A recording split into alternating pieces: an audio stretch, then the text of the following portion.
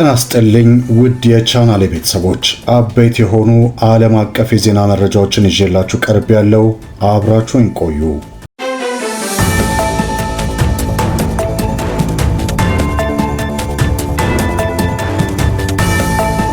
አሜሪካ ለቪዛ የምትይዘውን ገንዘብ ወደ $20,000 ልታሳድግ መሆኑ ተገለጸ። በአሜሪካ ጥገኝነት ጠያቂዎች ያለ ቃለ መጠይቅ ወደ ፍርድ ቤት የሚላኩበት መመሪያ ጸደቀ። ትራምፕ በኢራን ላይ ታስቦ የነበረውን ጥቃት ሰረዙ፣ የስምምነት ማዕቀፍ ላይ መደረሱንም ገልጸዋል።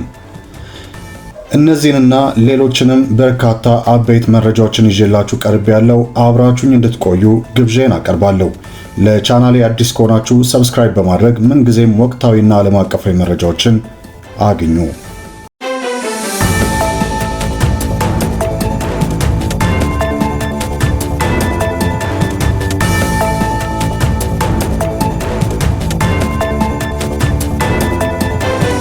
አሜሪካ ለቪዛ የምትይዘውን ገንዘብ ወደ $20,000 ልታሳድግ መሆኑ ተገልጿል። የአሜሪካ የውጭ ጉዳይ ሚኒስቴር በርካታ የሀገራት ዜጎች ቪዛ ሲያመለክቱ ያስይዙት የነበረውን ገንዘብ ከ$15,000 ወደ $20,000 ማለትም በኢትዮጵያ ከ3.1 ሚሊዮን ብር በላይ ከፍ በማድረግ ቋሚ ሊያደርግ መሆኑ ተሰምቷል። መስሪያ ቤቱ እንደገለጸው መርሃ ግብሩ የቢዝነስና የቱሪስት B1 እና B2 ማለት ነው ቪዛዎች አመልካቾች ላይ ተግባራዊ የሚሆን ነው። ከተፈቀደላቸው ጊዜ በላይ አሜሪካ ውስጥ ከቆዩ ገንዘቡ ተመላሽ እንዳይሆን የሚያደርገው ይህ አሰራር ተግባራዊ ይሆንባቸዋል ከተባሉት አብዛኞቹ አፍሪካ ሀገሮች መካከል ኢትዮጵያ፣ ጅቡቲ፣ ናይጄሪያ፣ ሴኔጋል፣ ኡጋንዳና ታንዛኒያ ይገኙበታል። ይህ በቀናት ውስጥ ተግባራዊ መሆን ይጀምራል የተባለው የተሻሻለው ፕሮግራም ከቪዛ ጊዜያቸው በላይ የሚቆዩ ጎብኚዎችን ለመከላከል ያለመ መሆኑ ተገልጿል። በመርሃ ግብሩ መሰረት አመልካቾች እንደ ኤምባሲ ኦፊሰሮች ውሳኔ ለቪዛ እስከ $20,000 ማለትም ከ3.1 ሚሊዮን ብር በላይ የሚደርስ ገንዘብ እንዲያስይዙ ሊጠየቁ ይችላሉ። አሜሪካ ውስጥ ከቪዛ ጊዜያቸው በላይ ለረጅም ጊዜ የሚቆዩ ዜጎች ባሏቸው አገራት እና የአገር ውስጥ ሰነዶች ላይ የላላ ቁጥጥር በሚያደርጉ አገራት የቪዛ ማስያዣ የሙከራ መርሃ ግብር ተግባራዊ ማድረግ የጀመረችው ባለፈው ዓመት ነሐሴ ወር ነበር። መርሃ ግብሩ ለ1 ዓመት የሚቆይ የነበረ ሲሆን የተቀመጠለት ጊዜ መጠናቀቁን ተከትሎ ነው እንግዲህ አዲሱ መመሪያ የወጣው። በቀናት ውስጥ ተግባራዊ መሆን ይጀምራል የተባለው ይህ አዲሱ የቪዛ ማስያዣ ገንዘብ ፕሮግራም ቋሚ እንደሚሆንም ተገልጿል። በተጠናቀቀው የሙከራ መርሃ ግብር መሰረት አመልካቾች ከ5,000 እስከ 10,000 እንዲሁም እስከ $15,000 ድረስ እንዲያስይዙ ይጠየቁ የነበረ ሲሆን በአዲሱ ፕሮግራም አነስተኛው $5,000 ከዝርዝሩ ወጥቶ ከፍተኛ የማስያዣ ገንዘብ ወደ $20,000 ከፍ ተደርጓል። በአዲሱ መርሃ ግብር ከተካተቱት 50 ሀገራት መካከል 30ዎቹ የሚገኙት በአፍሪካ ሀገር ውስጥ መሆኑ ተገልጿል። መረጃውን ያገኘነው ከአዲስ ሪፖርተር ኒውስ ነው።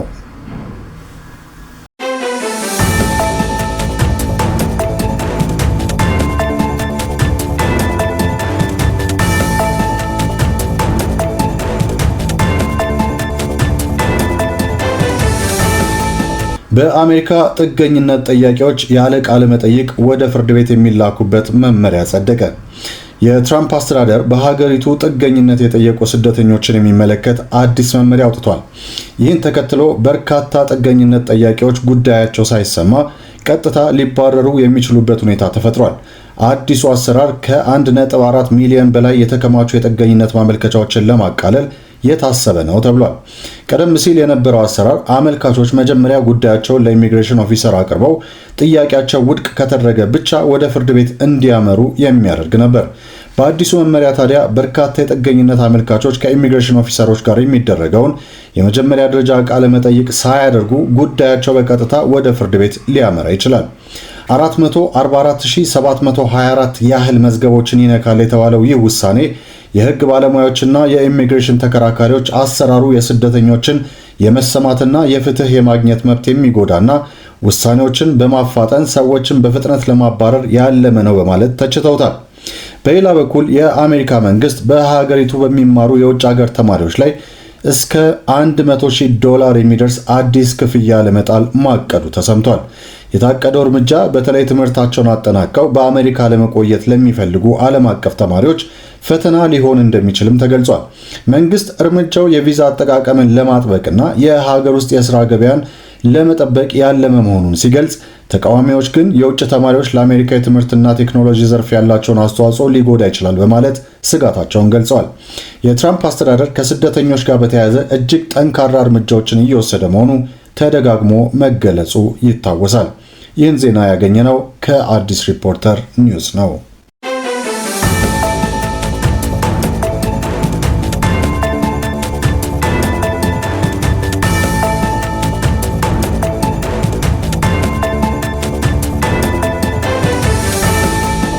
ዶናልድ ትራምፕ በኢራን ላይ ታስቦ የነበረውን ጥቃት ሰርዘዋል። የስምምነት ማዕቀፉ ላይ መደረሱንም ነው የገለጹት። የአሜሪካው ፕሬዝዳንት በንግግሮች በኩል እድገት መኖሩን በመጥቀስ በኢራን ላይ ለማካሄድ አቅደውት የነበረውን ወታደራዊ ጥቃት መሰረዛቸውን አስታውቀዋል። President Donald Trump says a rough framework has been reached for a deal to end the war with Iran. The president adding he has agreed to cancel an upcoming attack on Iran. CBS's Imtiaz Taib is in Jordan, where the Middle East had been preparing for a new bombing campaign from the U.S. and Israel. Well, there's a real sense tonight this war is potentially entering a far more dangerous phase, with the U.S. and Israel preparing what could be the most aggressive expansion of the campaign against Iran yet. Now, multiple sources have told CBS News potential targets could include power plants, refineries, and other key Iranian energy facilities. Now, to be clear, President Trump has not yet given the final order, but our sources tell us planning is well underway, and Israel is coordinating closely with Washington. We're now in the 6 months into this increasingly unpopular war the president promised would last no more than 6 weeks. Since then, 18 American service members have been killed, hundreds more wounded, and roughly 50,000 U.S. troops are still deployed across the region.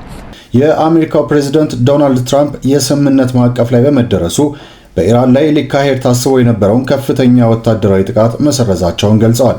ትራምፕ ውሳኔያቸውን የገለጹት ቅዳሜ ማታ በራሳቸው የትሩዝ ሶሻል ማህበራዊ ሚዲያ ገጽ ላይ ሲሆን ይህም ዋሽንግተንና እስራኤል በኢራን የኃይል መሰረተ ልማቶች ላይ ጥቃት ለማድረስ እየተዘጋጁ መሆኑን የአሜሪካ መገናኛ ብዙሃን ከዘገቡ ከአንድ ቀን በኋላ ነው። ፕሬዝዳንቱ እንደተናገሩት ውሳኔው ከተላለፈው ከኢራንና ከሌሎች የኮከብ መካከለኛው ምስራቅ ሀገራት የስምምነት ማዕቀፍ ላይ ስለተደረሰ ማንኛውም ጥቃት እንዲቆም የቀረበውን ጥያቄ በመቀበል ነው። እሳቸውም በበኩላቸው ስምምነቱ በፍጥነት መጠናቀቅ አለበት በሚል ቅድመ ሁኔታ ተስማምተዋል። አክለውም ስምምነቱ የሆርሙዝ የባህር ሰርጥ በአስቸኳይ ሙሉ በሙሉና በጠቅላላ ክፍት እንዲሆን እንደሚያደርግና የኢራንን የኒውክሌር ስጋት እንደሚያቆም ገልጸዋል። ከቴህራን በኩል ወዲያውኑ የተሰጠ ምላሽ አልነበረም። ከዚህ ቀደም ቅዳሜ ዕለት የኢራን የውጭ ጉዳይ ሚኒስትር አባስ አራግቺ ለሳውዲ አረቢያ እኩያቸው እንደተናገሩት ማንኛውም የአሜሪካ ወይም የእስራኤል ጥቃት ተመጣጣኝ ምላሽ ያስከትላል ብለው ነበር። የአሜሪካው አክሲዮስ የዜና ድረገጽ ጉዳዩን የሚያውቁ ምንጮችን ጠቅሶ እንደዘገበው የሳውዲ አረቢያው አልጋ ወራሽ ልዑል መሐመድ ቢን ሰልማን ባሳለፍነው ቅዳሜ ዕለት ለትራምፕ ስልክ ደውለው ጥቃቱን እንዲሰርዙና ወደ ድርድሩ እንዲመለሱ እንዳሳሰቧቸው ገልጿል። ትራምፕ አርብ ዕለት አሜሪካ በኢራን ላይ በጣም ጠንካራ ጥቃት እንደምትሰነዝርም ተናግረው ነበር። በሌላ በኩል ቅዳሜ ዕለት የአሜሪካ የውጭ ጉዳይ ሚኒስቴር በቀጠናው በሚገኙ 10 ሀገራት ውስጥ ለሚኖሩ አሜሪካውያን የደህንነት ማስጠንቀቂያ ያወጣ ሲሆን እየጨመረ ባለው ውጥረት ምክንያት ከፍተኛ ጥንቃቄ እንዲያደርጉና አካባቢውን ለቀው ለመውጣት እንዲያስቡ አሳስቧል። ይህንን ዜና ያገኘነው ከአልጀዚራ ኒውስ ነው።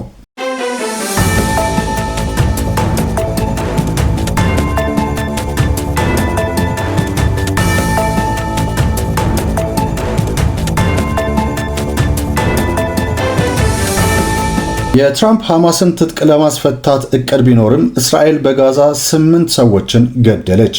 አሜሪካ የሐማስን ትጥቅ የማስፈታትና የእስራኤልን ለቆ መውጣት የሚመለከት እቅድ ባወጣችበት በ2 ቀናት ውስጥ በጋዛ መኖሪያ ቤቶች ላይ የአየር ጥቃት ተፈጽሟል። የጋዛ ሲቪል መከላከያ እንዳስታወቀው የእስራኤል ኃይሎች በጋዛ ሰርጥ በሰነዘሩት ጥቃት ቢያንስ 8 ፍልስጤማውያንን ገድለዋል። እሁድ ዕለት ከተገደሉት መካከል በዴል ኤል ባላህ በደቡብ የሚገኝ አንድ መኖሪያ ቤት ላይ የእስራኤል ሄሊኮፕተር ባደረሰችው ጥቃት የተገደሉ አንድ ወንድና አንዲት ሴት እንደሚገኙበት የፍልስጤም የሲቪል መከላከያ ገልጿል። The bombing also caused considerable damage to the outpatient clinic building adjacent to the warehouses, resulting in the loss and destruction of vital quantities of medications, consumables and medical supplies intended for the treatment of patients and the wounded.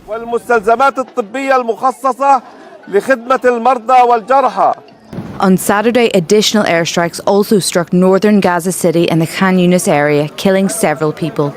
The Israeli military claimed responsibility for the strikes, stating that it had dismantled 5 weapons warehouses belonging to Hamas and targeted members of the militant group. በተጨማሪም በካን ዩኒስ 3 ሰዎችንና በጋዛ ሲቲ አሮጌው ከተማ አንድን ሰው ጨምሮ በተለያዩ የጋዛ አካባቢዎች በተፈጸሙ ጥቃቶች ሌሎች ሰዎችም ተገድለዋል። ጥቃቶቹ የተፈጸሙት እሁድ ዕለት ሲሆን ይህም የአሜሪካው ፕሬዝዳንት ዶናልድ ትራምፕ የሰላም ቦርድ ባለፈው ዓመት የተደረሰውን የጋዛ የተኩስ ማቆም ስምምነት ለመተግበር የሚያስችል ባለ 15 ነጥብ የመንገድ ካርታ በወጣ በ2 ቀናት ውስጥ ነው። ይህም ዲፕሎማሲያዊ ስኬቶች ቢመዘገቡም የእስራኤል ጥቃቶች የመቀጠላቸውን ሂደት ያሳያል። የመንገድ ካርታው እስካሁን በመሬት ላይ አልተተገበረም። ሐማስ ባለፈው ዓመት በተደረሰው ስምምነት መሰረት እስራኤል ወታደራዊ እንቅስቃሴዎቿን አቁማ ኃይሎቿን ካስወጣች በኋላ ብቻ መሳሪያዎቹን ለማስቀመጥ እንደሚያስረክብ ገልጿል። አንድ የእስራኤል ባለስልጣን ለሮይተርስ የዜና ወኪል እንደተናገሩት ሐማስ እውነተኛ ትጥቅ የመፍታት ሂደት ካላደረገ በስተቀር አሁን ካሉበት ቦታ ምንም አይነት መውጣት አይኖርም። የእስራኤሉ ጠቅላይ ሚኒስትር ቤንያሚን ኔታንያሁ ስለ ተነሳሽነቱ በይፋ አስተያየት አልሰጡም። ነገር ግን የጽኑ አክራሪው የሀገር ውስጥ የደህንነት ሚኒስቴር ኢታማር ቤን ጋቪር እቅዱ ተቀባይነት የሌለው መሆኑን በመናገር እስራኤል የሐማስ መሪዎችን ኢላማ ማድረጓን መቀጠል አለባት ብለዋል።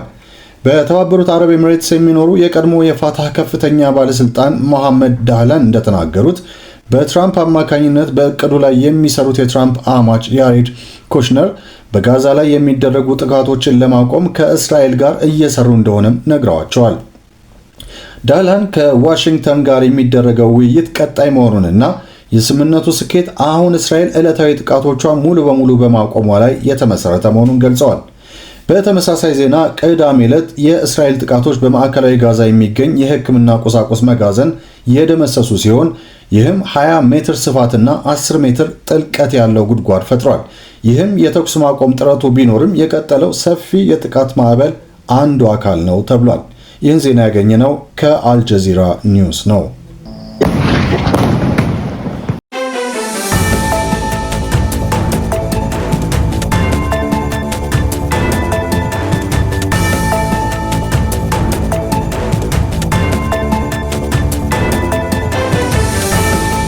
በመጨረሻም ትራምፕ የስፔን ስደተኞችን ቀውስን ከወረራ ጋር አመሳስለው ተናግረዋል። ሪፐብሊካኖች ስልጣን ካጡ ወደ አሜሪካ የሚጎርፈው የስደተኞች ፍሰት እንደሚጨምርም አስጠንቅቀዋል። I saw Spain yesterday and I watched the catastrophe that took place. It looks like an invasion of a country by hundreds of thousands of people. And that same thing is going to happen to us if the Republicans don't get elected, except worse. Much bigger, much easier to get into, despite the fact that we have built thousands of miles of wall, which I said we were going to do, but we didn't have that, forget it. But we have the safest border in the world. If we're not in office, our country will be invaded at levels that made Spain look small town. የአሜሪካው ፕሬዝዳንት አስተያየት በስፔን ስዌታ ግዛት በአንድ ቀን ውስጥ ወደ 49000 ስደተኞች መግባታቸውን ተከትሎ ከፍተኛ የፍልሰት ቀውስ መጋፈጧ እየተዘገበበት ባለበት ወቅት የመጣ ነው። ይህ በእንዲህ እንዳለ ፈረንሳይ በስዌታ ስደተኞች ቀውስ ምክንያት በስፔን ድንበር አካባቢ ወታደሮቿን፣ አውሮፕላኖችና ድሮኖችን አሰማርታለች። በስዌታ የተከሰተው የስደተኞች ቀውስ ወደ አውሮፓ መዛመቱን ተከትሎ ፈረንሳይ 4 ፈጥኖ ደራሽ ኃይሎችን ከአውሮፕላኖችና ከድሮኖች ጋር ወደ ስፔን ወሰን አሰማርታለች ሲሉ ፕሬዚዳንት ኢማኑኤል ማክሮን በኤክስ ገጻቸው ባስተላለፉት መልእክት ገልጸዋል። جيت تنحرك انا جيت مراحل الوليد ديالي هود فهمتي انا بغيت والحمد لله جبرته فلت من الموت بحال اللي كيقولوا فلت من الموت. علاش نقولوا 300 داخله 150 كتدخل 150 كتبقى من تحت الماء كتسطم على الشخص بحال اللي ما كتسطم على حتى حاجه. حنايا ماشي من طنجه على رجلانا ما خلينا ما منك تكرفصنا داونا الفلوس ديالنا داونا التليفونات الدنيا هانه جينا باش نكريجي باش نطلعوا بحالنا اسبانيا فشحونا بيبه مي جينا قال لك بيبه شدوهم يدخلون بحال ما كيدخلون بحال فحال كيقولوا لنا موتوا ما كيدخلونا በተያያዘ ዜና ጣሊያን ከስፔን ጋር ያላትን የአየርና የባህር ወሰን ቁጥጥር ዳግም ስራ ላይ አውላለች።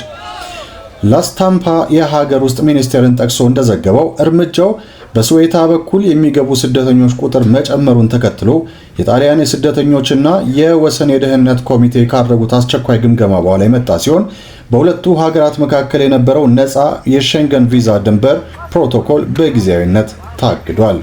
መረጃው የስፑትኒክ ኢትዮጵያ ነው።